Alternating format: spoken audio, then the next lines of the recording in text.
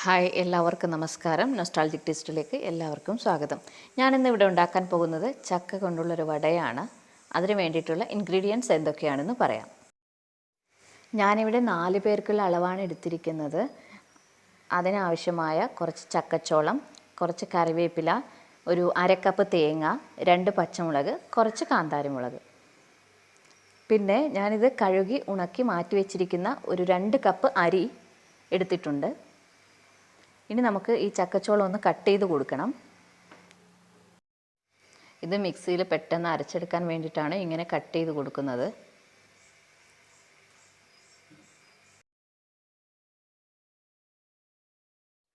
അടുത്തതായി നമ്മൾ നേരത്തെ കഴുകി ഉണക്കി മാറ്റി വെച്ചിരിക്കുന്ന അരി ഈ മിക്സിയിലോട്ടിട്ട് ഒന്ന് പൊടിച്ചെടുക്കാൻ പോവുകയാണ്.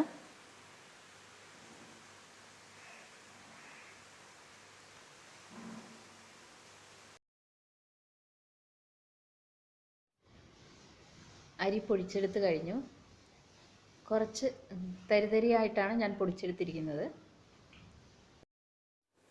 ഇത് അരി പൊടിച്ചെടുത്തത് വേറൊരു പാത്രത്തിലേക്ക് മാറ്റിയിരിക്കുകയാണ്. ഇനി അടുത്തത് നമുക്ക് ഈ ചക്കച്ചോളം ഒന്ന് അരച്ചെടുക്കേണ്ടതുണ്ട്. ചക്കച്ചോളം അരച്ചെടുത്ത് കഴിഞ്ഞു.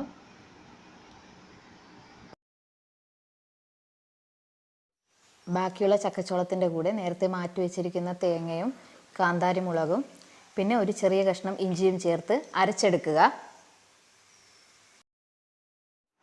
അടുത്തതായി നേരത്തെ മാറ്റി വെച്ചിരിക്കുന്ന കറിവേപ്പില ഒന്ന് കട്ട് ചെയ്തെടുക്കുക. പിന്നെ പച്ചമുളകും കൂടി ഒന്ന് അരിഞ്ഞു വെക്കണം.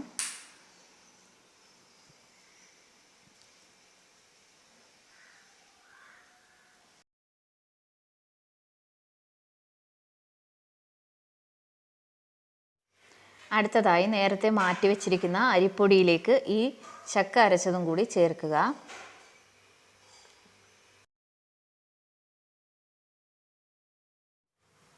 എന്നിട്ട് ഇത് നന്നായിട്ടൊന്ന് മിക്സ് ചെയ്യുക.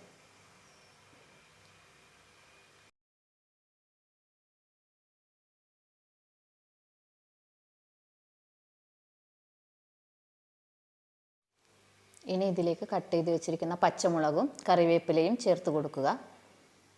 എന്നിട്ട് ഒന്നുകൂടി നന്നായിട്ടൊന്ന് മിക്സ് ചെയ്യുക.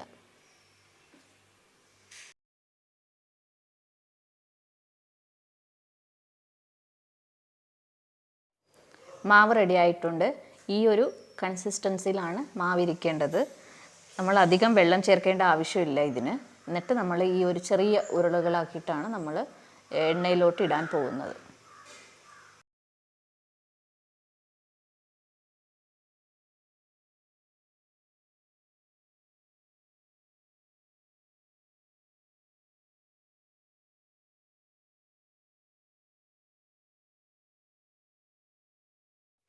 ഇത് എണ്ണയിലോട്ടിട്ട് ഒരു 10 മിനിറ്റ് നേരം വേണം ഇത് നന്നായിട്ട് മൊരിഞ്ഞ് നമുക്ക് കിട്ടാനായിട്ട്.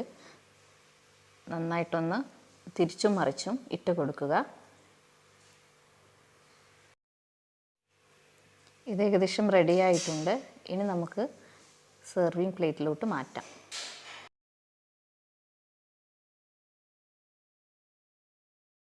സ്വാദിഷ്ടമായ ചക്കവട റെഡിയായി കഴിഞ്ഞു. നിങ്ങളെല്ലാവരും ഈ റെസിപ്പി ഒന്ന് ട്രൈ ചെയ്ത് നോക്കുക. ഇഷ്ടപ്പെട്ടെങ്കിൽ എൻ്റെ ഈ ചാനൽ സബ്സ്ക്രൈബ് ചെയ്യുക. നന്ദി.